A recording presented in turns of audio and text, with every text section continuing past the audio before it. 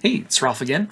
Yeah, I decided to do a couple of video chunks in here instead of one big longer intro video, just because I'm a little bit worried about how my screen recorder stuff is going to work and if it's going to be able to handle one big large video. So we'll do a couple chunks, but that's okay. It'll make it a little bit more focused, and you'll be able to jump over. So that other video really focused on the payment function and the amortization schedule, which is definitely some skills I want you to have. And I think what I'll do now is incorporate a couple of other techniques that I would like you to know about as well. So for one thing, where we left off with this particular workbook, and I can already see my computer starting to crank down a little bit slower. I reopened a PowerPoint. But let me go back down to that 180, and then just as a reminder, okay, we've got this -0. I don't know how you get a -0, but really what's behind that, if I were to expand the number of decimal places, at some point you would see that we actually get some digits there. And that's why it's truly showing a negative. So you will be to the penny accurate when you do it this way. But that's kind of annoying that it has that. Now the reason it has that is because even our original calculation up here for monthly payment is really not exactly 36 cents under the data that I have right now. In fact, I'll go ahead and put this I don't remember exactly what I had before, but I'll change it to 30 years. And so now the payment is calculating at 2701.07.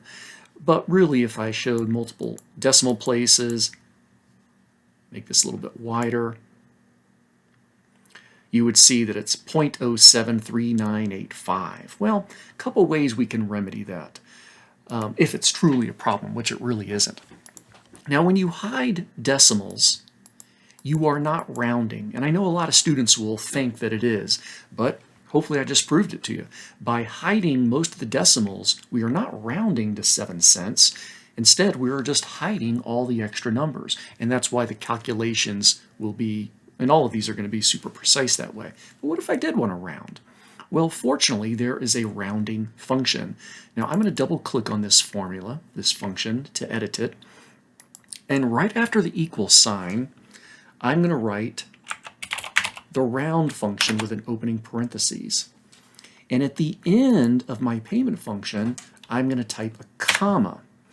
Now you'll notice, if you look at the screen tip, that I'm actually in the round function right now. And the round function has two parameters. It has the number we want to round and the number of digits we want to round to.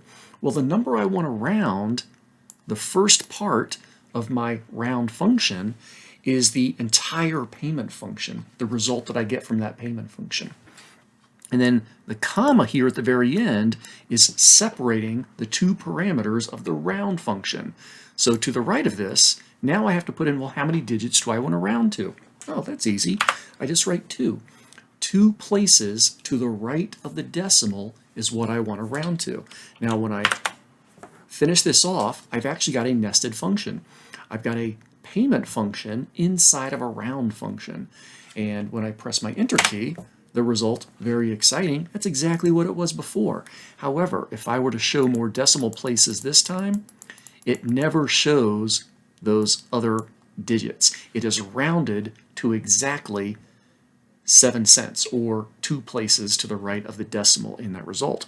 Now, did that have an impact over here? It probably does have an impact. Some of these numbers might be off, or I shouldn't say off, they may be different than what you saw before. But let's see what it looks like down there. And I have to go all the way down to row 360. So I'm just moving on down.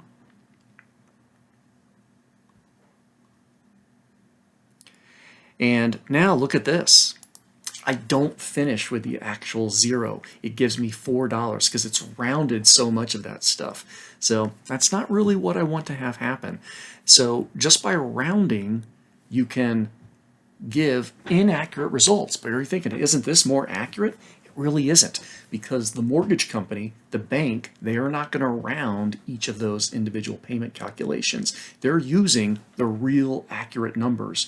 They might only show you the first two decimal places, but they're not really doing it. So rounding here was not a smart thing to do. Really, I should probably round the last number or just accept it. So I'm going to press Control Home, go back up to the top, and then instead of rounding this way, I'm just going to, actually let me double click here to edit. I'm going to delete the first part, the round function with the opening parentheses, and I'm going to delete the closing parentheses, the number 2 and that comma, and I'm going to go back to my original payment function. And there we go. We're getting all of those details in there. And if I were to jump down to the end, Control End, I can see that, okay, it really is finishing at 0. If I wanted to round this number, well, I could certainly do that.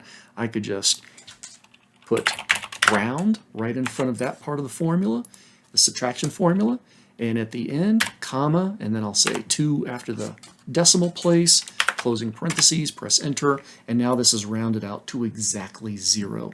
And that's what that little minus sign represents, that complete 0. So that is a slightly better and more accurate way. Now the round function obviously has an impact on our data sometimes, but it could be something that you definitely want to incorporate into your data. Now,